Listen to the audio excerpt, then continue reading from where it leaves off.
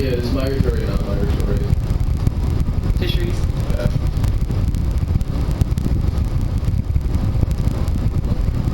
Which is why you need that catch data. Because like satellites can't see to the under the ocean. Not yet. Not yet. Maybe we'll get there. I mean, that's one thing to think about. What would subsea LiDAR or something. Yeah, I mean the oceans are really hard to get information into because the wavelengths bounce, everything bounces off of it. So.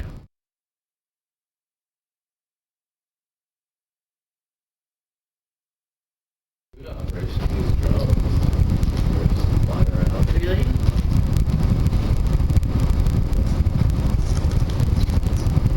Yeah. Well, those big tin are worth a lot of money. Right. So, were you guys?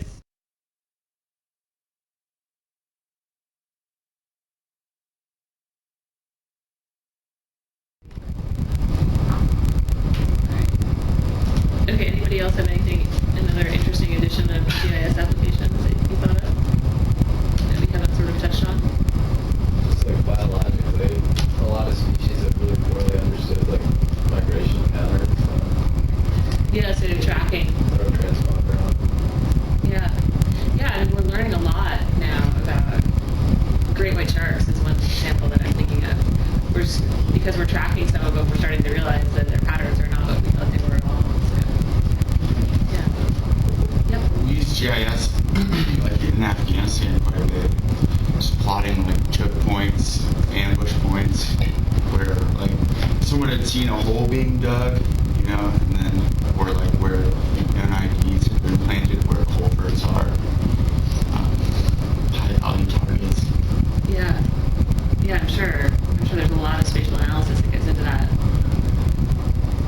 Drones are using GIS to navigate there.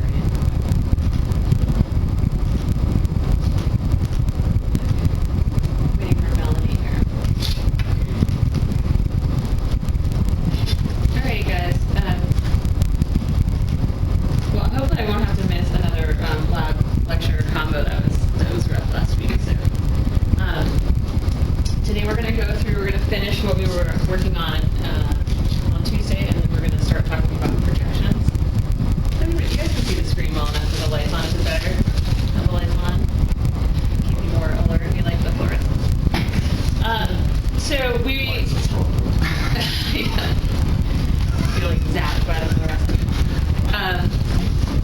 This is the continuation of the lecture on data representation, where I talked at you a lot about different important elements of your map layouts. Were you kind of going to that when you were doing your lab this week, thinking about all of the elements and working with your color palettes? Did you guys get back to that color wheel and think about how you want to harmoniously balance or contrast everything? Okay. Yes. Great. Well, you can have a lot of fun with maps too, and I think just to kind of go back to why I focus on that so much. Whenever you're presenting data in a map form, you really have the capacity to influence how your readers can interpret it with all of those things, with colors and symbols and how your layout looks. The reader may not think about it, but will translate all of that automatically. We're a very visual species, so. So it's just important to keep all these things in mind as you go forward. So the other thing to talk about with data representation is how it's best to... Am I off? Nope. Okay, we're going to start over. No, the microphone's on that one. Oh, okay. That's not very good. Okay. Sorry to disturb you. That's okay. And Melanie says she didn't have a... Does she have a... She should. Okay. It's live on YouTube.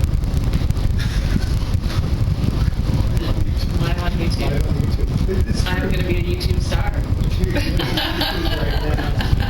It's going to go viral. Well, I don't know if you can search it down, but there's like on my Google Plus page, you can find the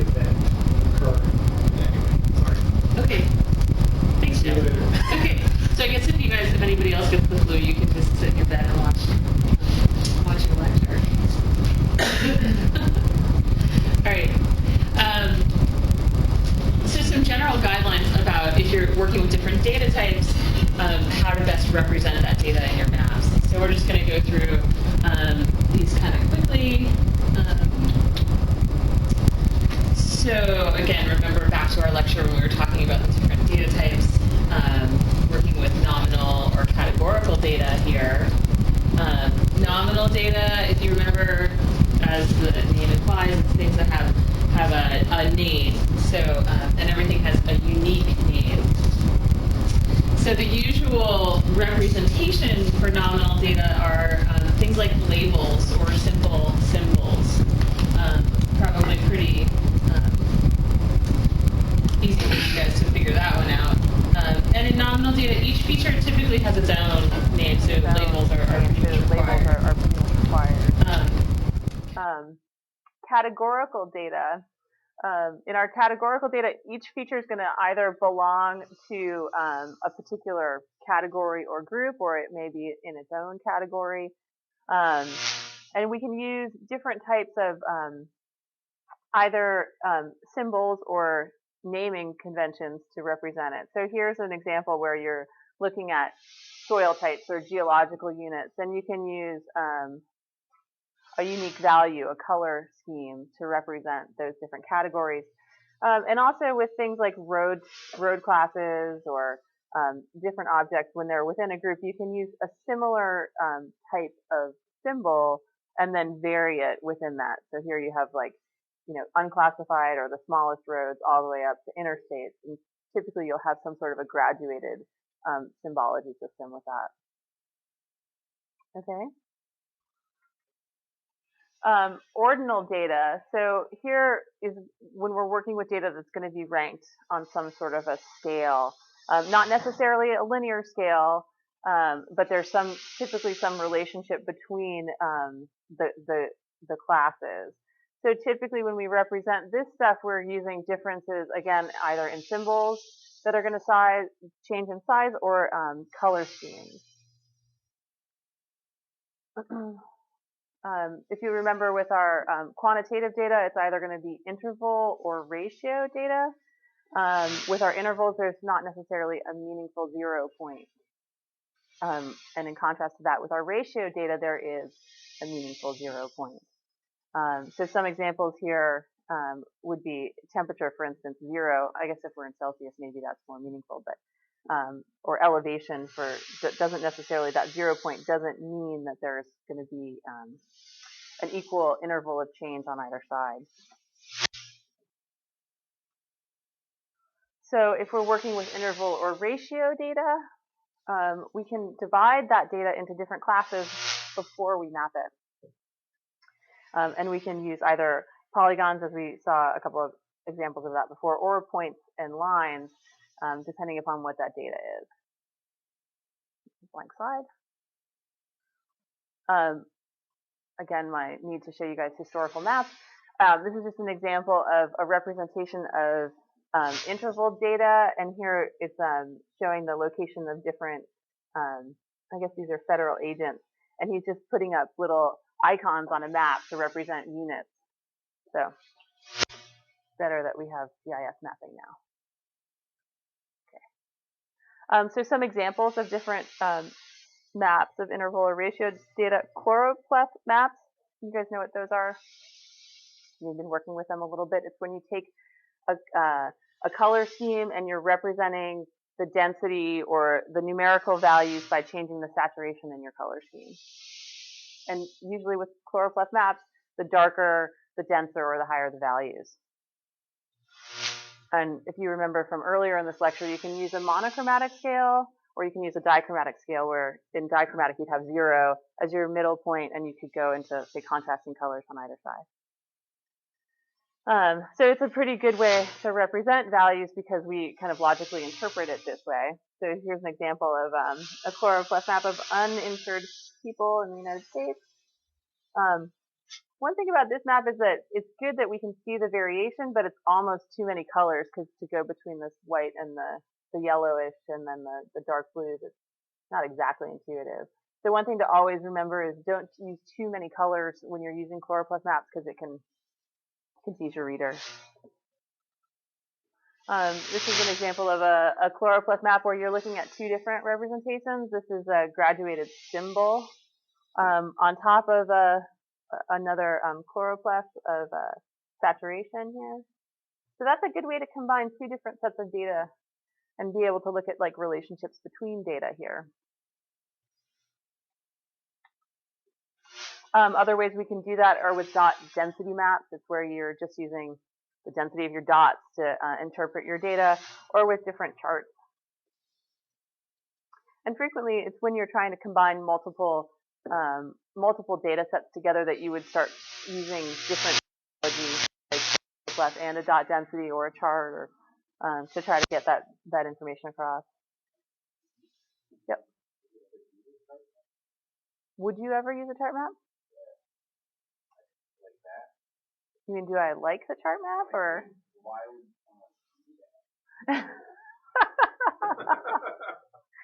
they like Pac-Man a lot? I don't know. Yeah, it's a good. I mean, if you wanted to represent cheese, well, what if you have? See here, you're representing. It's here. Maybe it's the yeah, it's multivariable. So you've got three different categories in that one, so you can see the. Can you see that, anybody?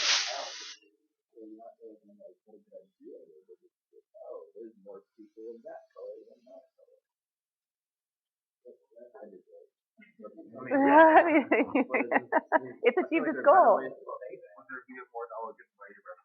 There could, I mean, let's think about it. If you're trying to represent three different classes in each location. Yeah, because you're trying to represent the relationship between the three values, and it's not like they're independent like they are in this last one. Or you could use three maps all together. Maybe that would get your message across a little bit better. It also could be the color scheme that Hispanics, I'm sorry, are pink in this map. This is really not a very, what? Okay, we're going to move on from that one. Sorry, YouTube live stream here. Okay. So going back to that concept of being able to classify or classifying our numerical data before we create our maps, you guys are somewhat familiar with this because you were working with it in your, oh man, I put some more slides in and I loaded the wrong one. I had some prettier maps of this, but how we choose to classify or group our data is really going to change the visual representation and interpretation of it. And these are just the examples here of some of the common types of classification that we use. And we have all of these options within ArcMap to go using quantiles, natural breaks, unique, like you created it yourself, user defined, or equal intervals. Depending upon the underlying data, you should choose the classification type based upon the underlying data. So classification here is just the process of how you're going to put your data into different groups or bins based upon their values. A common thing to do is to look at the breakpoints, the natural breakpoints in the data, but here we're showing what those breakpoints are between all of your classes. So that's how the breakpoints are how you're dividing up your intervals. The advice is to keep these intervals as few as possible. Sometimes it can be tricky depending upon the distribution of your data. And don't randomly pick those based upon arbitrary values. It's better to use some sort of mathematical operation to choose what those breakpoints are.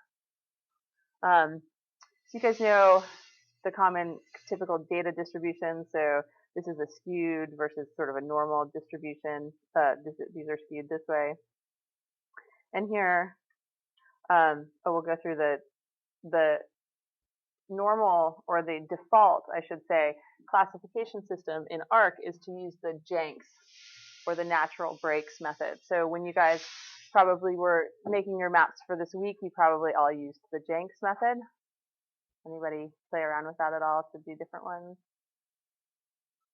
Okay, great. And what JANX does is it just finds the natural breaks within your data distribution, and then it's going to group your data into the most similar, the similar types are going to go together, so you end up with more variation between your classes. There can be really big jumps in your data classes this way, and you can have really uneven data. You can do this subjectively, but it's best for data that has, when you want to combine data with similar values. And again, with this, if you're trying to compare different data sets, it's not a great way to go because your class values are going to be different based upon the underlying data. So you can't necessarily compare like population of whites, blacks, and Hispanics in one state versus another state because they could be very different and it would be represented differently in your map. So this is just an example of what that map, the Jenks method, creates this natural, this map of the 2000 population here for the U.S. And what you can see is these are the class breaks, is that you have really different, different size or different values within each one of your classes. Again, that's the default method in ArcGIS and in a lot of other GIS programs when you're working with classifying your data. Okay. The equal interval is another method that you can use, as the name implies, when you actually have an equal spacing of your classes. So these values, each class is going to have the same values, the same number, the same grouping. Sorry, I'm stumbling over my words today. And you, as the user, specify the class, how many classes you want to have, and then it will divide your data up equally. This is good for uniformly distributed data. Otherwise, as you can see in this one, you'll end up with almost all of your data points in one class, which frequently this is what your data is going to look like. So you don't usually use an equal interval. You can also define what you want those intervals to be instead of equally distributing them across. You can say that you want them to be a certain size. Again, you have the same problem where with a sort of normal distribution of data, you can end up with everything stuck in one class.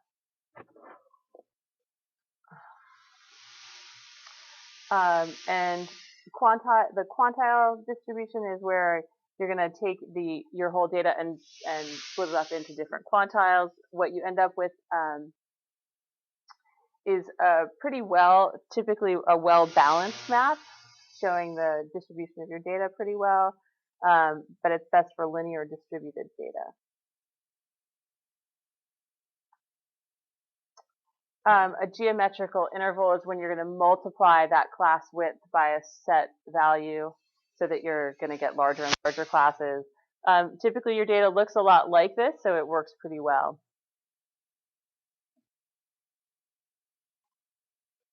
Or a standard deviation map where you're going to use the distribution of your data to break it up into standard deviations. What this will do is highlight sort of the distribution around the mean, and it will also show you what the sort of extreme values in your data are. So I guess that would have been a good one for your graduate classes, right? Your graduate education map, because that had some extreme values in it. So this is what your standard deviation map would look like for the U.S. population, showing you where the mean value is here. So it's showing you, again, what states are right around the mean and what states are really far out on the ends here. So just to put that all of those maps together to show how different your data can look based upon what classification methods you're using.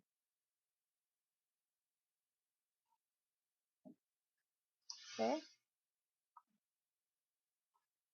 Man, I totally put the wrong. Sorry guys, I changed the order and I put the wrong way.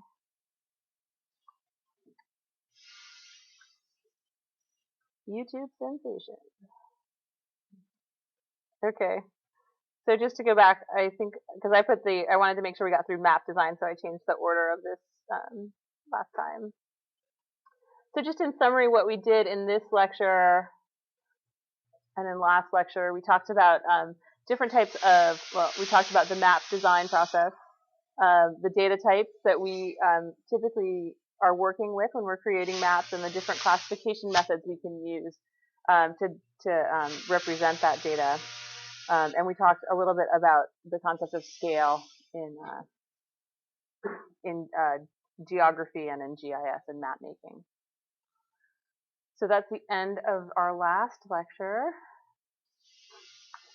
And did you guys all upload or download your PDF of today's lecture? Okay. Hopefully I didn't change the order on myself again. Okay. Do you have any questions about the last step, the design process or data representation? Okay. So moving from what is a pretty simple concept in GIS, we're going to move on to map projections.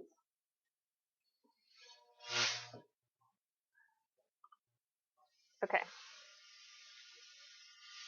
So all GIS data has to have a complete description of its spatial reference if we're going to display it and we're going to do any analysis with it. We're going to have these are all the things we have to have defined in GIS to work with our data. The coordinate system, which we'll talk about whether or not it's spherical or planar and what that means. The units that we're working in, the coordinate units, the datum and the ellipsoid. Is anybody familiar with those words yet? It's going to be an exciting day. New vocabulary words for you. And the projection, if you're using a projection. The other things we always need to know with our data is the extent of our data, the resolution of our data. So every different software that you use is going to store and work with this data in a different way and have different means of managing that data. So, but this is going to be the lecture part. It's going to be the background information about what it all means. And then we're going to work with how do we use it in ARC. So kind of the key important concepts of today. Fundamentally, what is the shape and the size of the Earth? And the study of that is called geodesy. And the concepts we're going to cover from geodesy are the ellipsoid and the geoid. And then the second important thing we need to talk about is how do we report location? How do we know exactly where we are? And how do we go about defining that reference system? So we're going to talk about these other things. Okay. So we have a big problem that we're going from a model of the Earth, a sphere, and we need to go to a map, to a plane surface. And so we have to figure out how we can do that. And it's not really a simple concept or a simple task. And that is the first part of it. We have to split it up into separate questions. And the first part of it is, what is the size and the shape of the Earth? Again, that's the field of geodesy. How do we measure the Earth? How do we know what the size and the shape of it is? Anybody ever thought about that one before? I never really thought about it before either. But as you know, we've been thinking about it as humans for a long time. Maybe not the how-to, but the what. What is it? Is it flat? Sure would be easier if it was flat, actually. Except for this problem. Okay, so ever since the ancient Greeks, we've been trying to figure out what the circumference of the Earth is. This guy, Eratosthenes, I never studied Greek, figured out that at about the equinox, there was this well, and the sun was shining straight down into the well. And he then noticed that at this point in Alexandria, which was about 800 kilometers away, that a post was actually casting a shadow. So what he was able to do, using his geometry, was to figure out approximately what this distance was. He didn't know this. and then to go from there to figure out what he thought the whole circumference of the Earth was. We don't have to worry about his math at all, but what's really phenomenal is that he got within 4% of what our current estimate of the circumference of the Earth was. There was another guy, and I didn't put the slide, and he got within like 0.5% of what the Earth's circumference is, based upon looking at using more celestial points and watching the change in the stars. But the point I'm trying to get across is that we've been trying to figure this out and measure this for a really long time. The other problem we have, though, is it's not just flat surface. We're not just focused on what's the circumference of the Earth, but the Earth is really irregular in shape. There's not a flat, smooth plane that we can just take our tape measure and measure around. There's a lot of these things like mountains or valleys and variation. So in order to get a good sense of distance, we need to come up with some sort of a reference surface to use for mapping. And that reference surface that we use is called a geoid.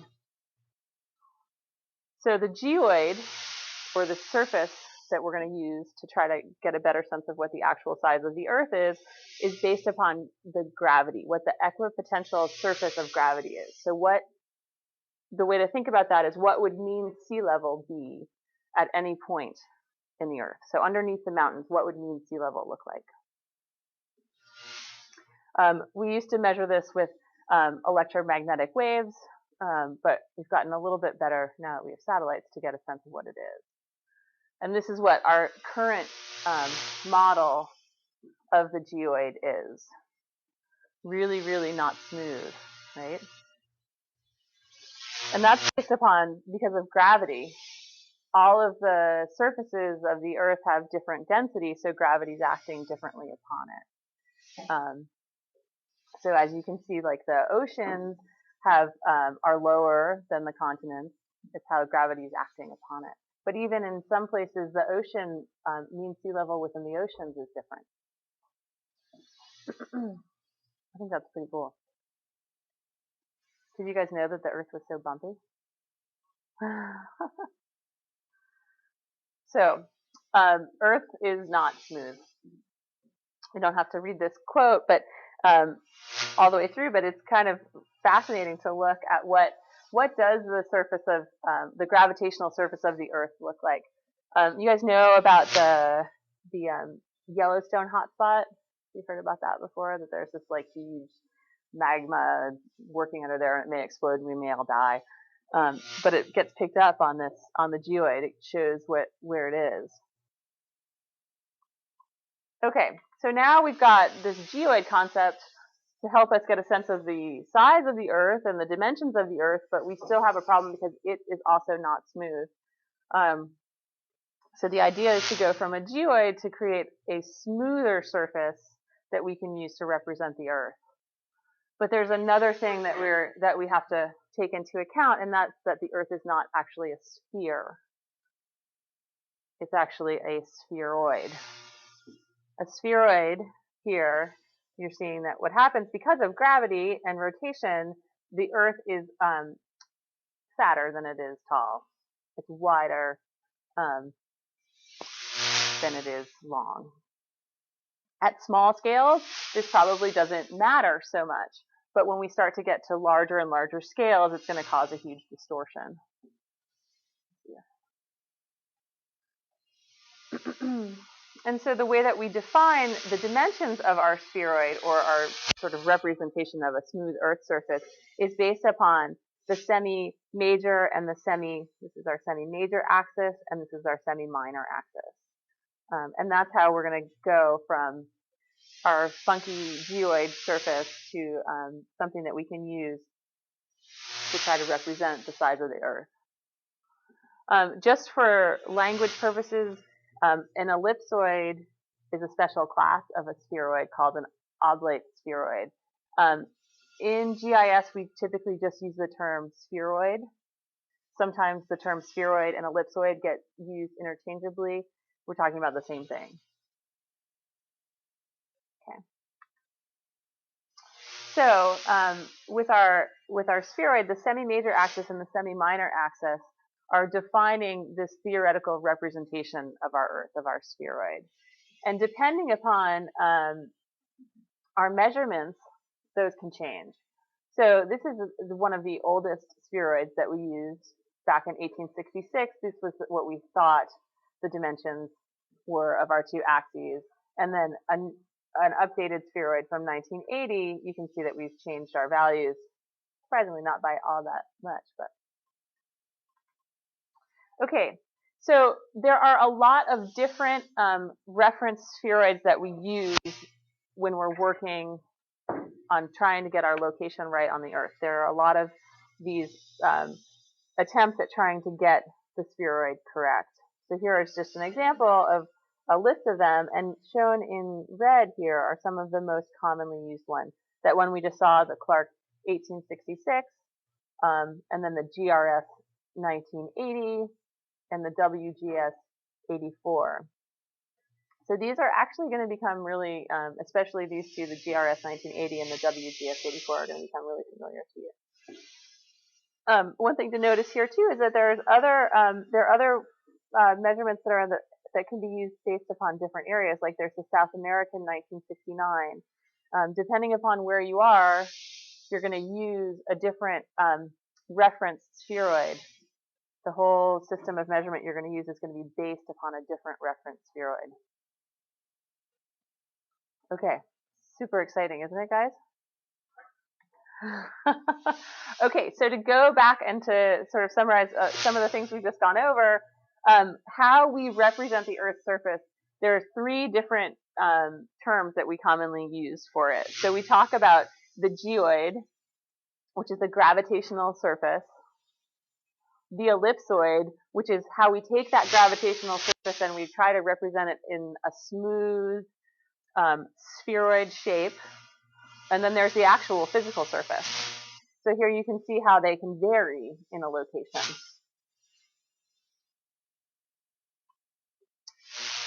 So we've gone from our irregular surface of the Earth to creating these different mathematical surfaces of it. And then we have to create a reference surface. May seem boring, but it's actually really important to understand this a little bit because all of your GIS data is based upon projections.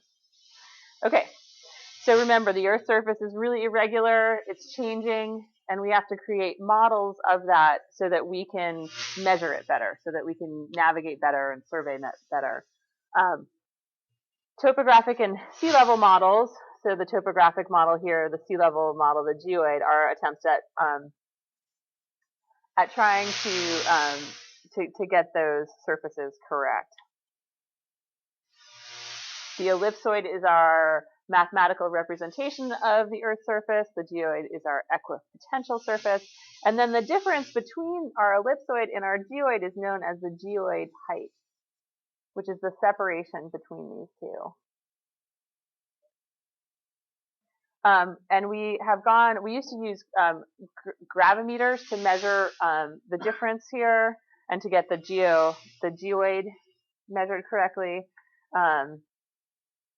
Oh, wait, I thought I had another slide here about but then we have now this model, which is based upon satellite imagery, which we have we're constantly going back and improving our satellite imagery, or it's not really imagery, it's gravitational measurements to try to better represent what that geoid is. Okay. So datums are used to provide a reference surface of that, of our geoid and our ellipsoid, so that we can map and collect spatial data.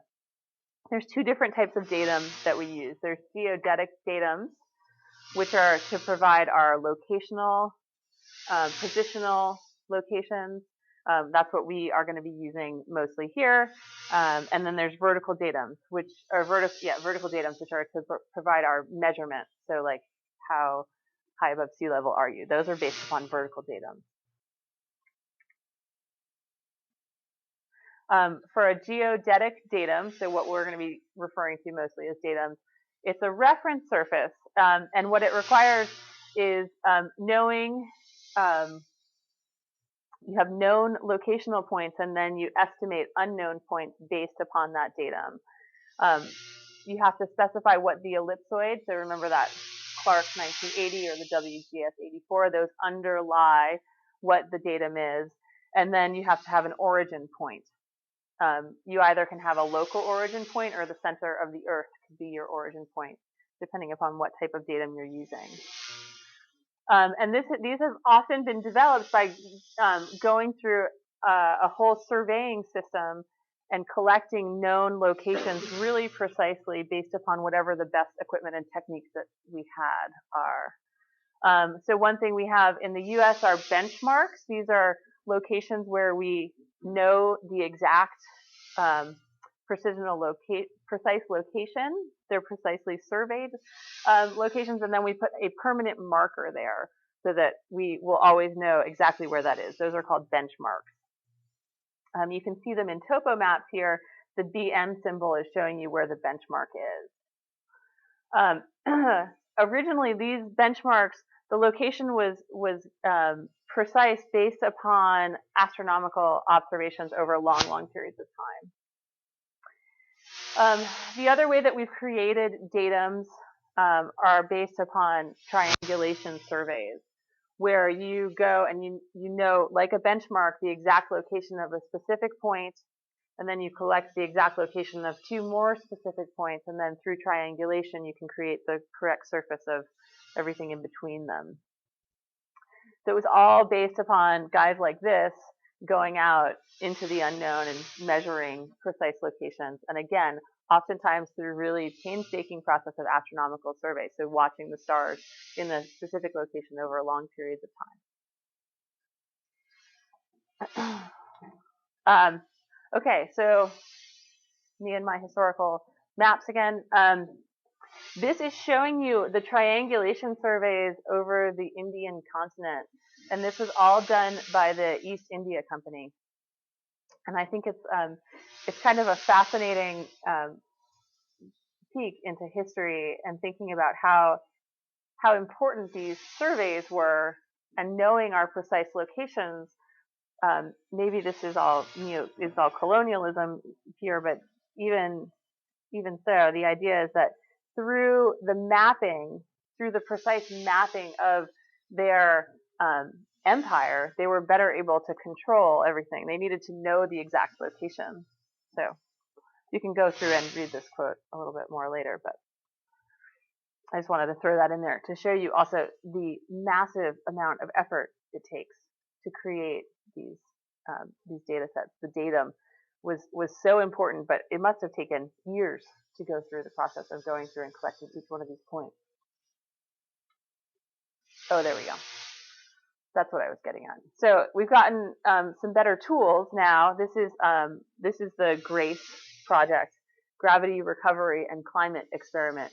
So we have, through this, we're taking data from lots of different satellites to create that geoid model that we have now. The sort of summary of it is that it's really good at getting the large scale features of Earth's gravity, but some of those smaller scale features are still not resolved well. But it's a pretty great model in general. This is the GRACE uses two different satellites that are following each other really closely, and whenever they measure whenever the distance between them changes, based upon the gravity of the Earth that's working on them, they measure the difference in the distance, and then through some mathematical operation that I really don't understand, they're able to create that geoid model.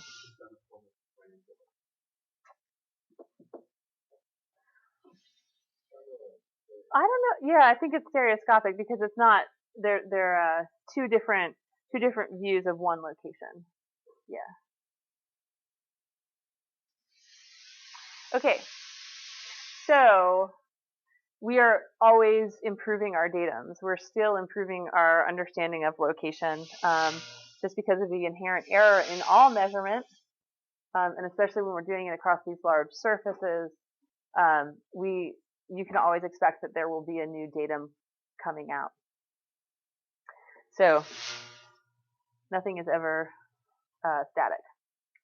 This is just showing, I think the most recent one, the 1996. I'm not sure if there's one more recent, but you can go to the National Geodetic Survey and get more information on that if you find this all pretty fascinating. Okay, so remember there's different types of datums. There's the geodetic datum, which is what we're focused on. And even within that, there's two different kinds. There's global datums or there's local datums. So the WGS 84 is an example of a global datum. It's using a single reference point, the center of the Earth, to create the model. In contrast to that, local datums are going to fit a particular region better. It's going to have the reference point of the datum is going to be somewhere locally. So the North American datum, 1983, that's an example of a local datum. So this is just showing you that because we're using a spheroid to approximate the shape of the Earth, and the datum is defining the position of that spheroid relative to the center of the Earth, it's going to be variable depending upon what that point is. So here is showing you that there's an area of really good fit here between the spheroid, this is the Earth-centered datum, so the WGS 1984, and the red one is a local datum, and then the black is representing that spheroid. So think of it as the Earth's surface. So a local coordinate system, a local datum, is going to be well matched over here, whereas the Earth-centered datum is going to be a better match over here, because you can see that the local one doesn't fit here well at all. So it's a poor representation. Is that clear? Sort of clear? Okay. So depending upon where you are, you really need to think about what that underlying datum is going to be. For the U.S., common datums that we use are the one we just saw, the NAD 27. We still use that sometimes, but that's been updated to the NAD 1983. And for global datums, frequently, as I pointed out before, you'll see the WGS 84 or the GRS 1980. Yes.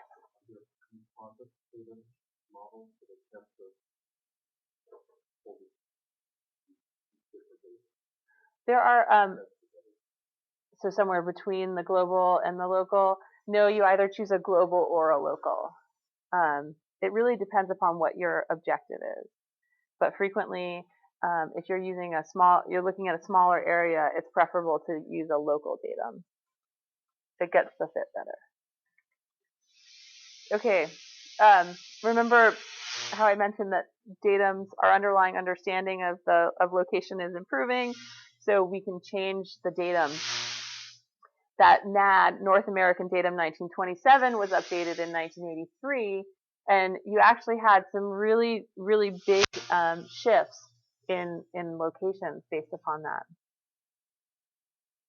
So these are showing the datum shifts, how far things moved in the northerly direction, as much as 195 meters or 210 meters. See these contour lines that show how things shift. And this is the datum shift in the easting. So you may think you know where you are, but you probably won't know that very well for long, because it's going to change depending upon how you shift your datum. Okay, so again, this is just showing you in a specific location how an XY location has shifted based upon changing that underlying datum. So here you're almost 150 meters in your X coordinate and 56 meters in your Y coordinate. And you guys can imagine that could be a pretty big problem, right? If you were doing something that required precision.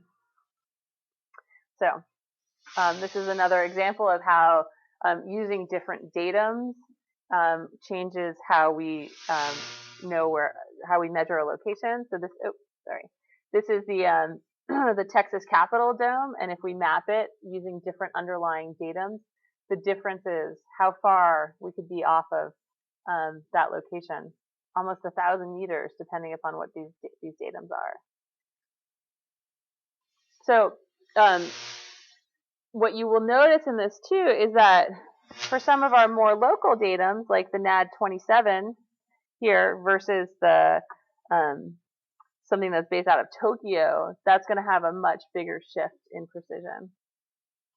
So typically what you'll see is that your kind of more local datums that are based upon a location closer to where you are going to be better than one that's really far away. But those datums can vary. The shift is not necessarily systematic across the whole world. The differences in the location may change because of there being idiosyncrasies in the errors.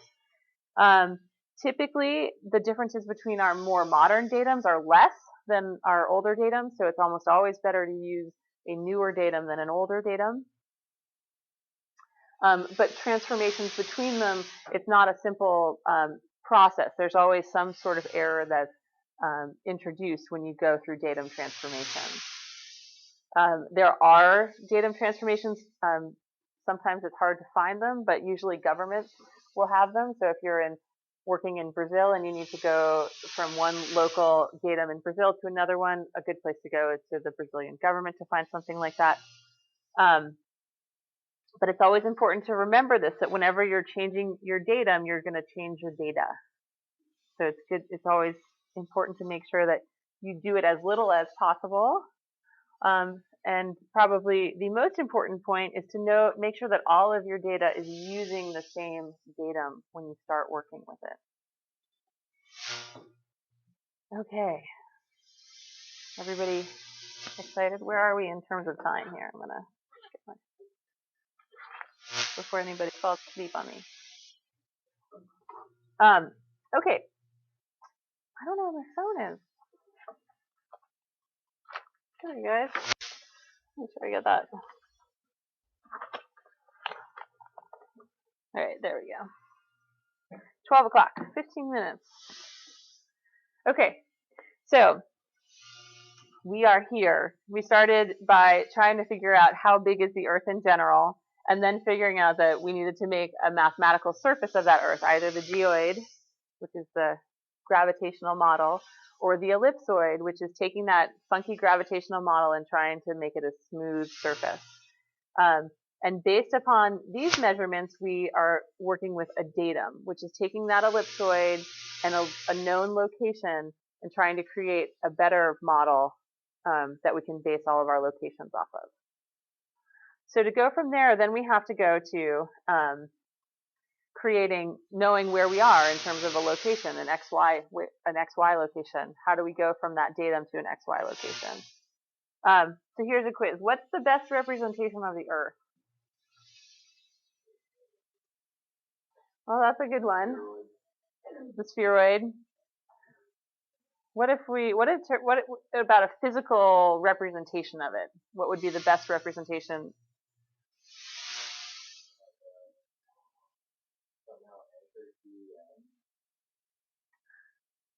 Interesting idea. Maybe I'm reaching here. A globe. Any map, any paper map that we have is going to introduce all sorts of distortion to it. So the actual best representation we could have of the Earth would be an actual globe. But globes are kind of tricky to carry around with you. This is called a pocket globe, what we used to have for navigation and stuff. Actually, not such a bad thing. You know, if we all had pocket globes, now we have our phones. And maps are more useful in lots of different situations. As you guys can imagine, it would be hard to carry around your pocket globe. And we can also look at a lot of different scales with our maps. So we have to go from the globe to the map. That's the problem. Another funny joke here. This guy's saying, excuse me, sir, can you tell me where I am? He's coming out with his precise instrument to measure, and he's giving him his location in terms of his lat long, his geographic coordinate system position. So again, another problem is that it's kind of hard to know where you are if you're just working in decimal degrees. Okay, so we need a coordinate system so that we can go from our globe to our map and so that we can know where we are, not in angular units, but in actual units that we can relate to, like meters or miles or things like this. So coordinate systems, as you guys remember from one of our other lectures, define the spatial location of where we are and the extent of geographical objects. And locations we're defining it in terms of Cartesian coordinates, x and y, in relation to an origin. There are different types of coordinate systems. This is the biggest sort of split here between the spherical or geographical coordinate systems and the planar or projected coordinate systems. All of our spherical or geographical coordinate systems are based upon a globe, based upon spherical globe coordinates. And they're going to be measured in angular units or in degrees from a point of origin. Planar or projected, we have to go from that sphere and we have to convert it into a plane somehow. And then we're going to be using the locations on our plane as measurements. So to go to a projected system of coordinates, we have to go from a three-dimensional map to a flat two-dimensional map. And the reason why we talked about all of this stuff before is that both of these require knowing what reference surface we're using or what datum we're using. You guys will remember we talked about a little bit about geographic coordinate systems in one of our first classes. So latitude and longitude should be more familiar to you now. Latitude goes from north to south, and it ranges from positive 90 down to negative 90. And longitude is going from east to west, and it's going to go from positive 180 to negative 180. And we call these lines of latitude parallels, and here's the, lines of latitudes are parallels, and this is the equator. Oh. And lines of longitude we call meridians, and this is the Greenwich prime meridian, or 0 degrees longitude. So when we're using geographic coordinate systems, and sometimes we'll call that GCS for short to abbreviate it, our location is being measured as angular units. So we're measuring the angle of our location based upon the origin here. It can either be reported in degrees, minutes, and seconds, or in decimal degrees. So these are the abbreviations for those two. One thing about latitude and longitude is that they're not uniform across the whole globe. Specifically, 1 degree of longitude is going to change a lot between the equator, where 1 degree of longitude is going to be 111 kilometers approximately, to when we're up towards the poles, where we're going down to 55. See how it's getting smaller and smaller here between our lines of longitude. This change is going to become way more extreme. The differences are way more extreme towards the poles as we move away from the equator. So what do you guys think? At the pole, what's 1 degree of longitude going to be? 0. Yeah. They all converge at the poles. This difference, here's another visual of this, what those are at different points along our location on the Earth. And latitude is not going to be as affected. It's going to go from approximately 100 kilometers at the equator to just slightly larger at the pole. Okay, so that's kind of our review again of geographic coordinate systems, or GCS. And in order to know our location, so we need the ellipsoid and the datum. We're using those whenever we're using a GCS or any spherical coordinate system. When we're going and we're using a planar or a projected coordinate system, we need one more piece of information, and that's the projection. the projection information. So that brings us to the concept of different map projections. So how are we going to go from our sphere to our plane? And the answer is that there's no single way to do it. We're essentially, when we're talking about our projections, we're talking about what's the mathematical formula that we're using to relate our spherical coordinates to our planar coordinates. So how are we going from 3D to 2D? Whenever we are going from 3D to 2D, we're going to create some form of distortion. It's just impossible to go from a sphere to a flat surface without distorting something.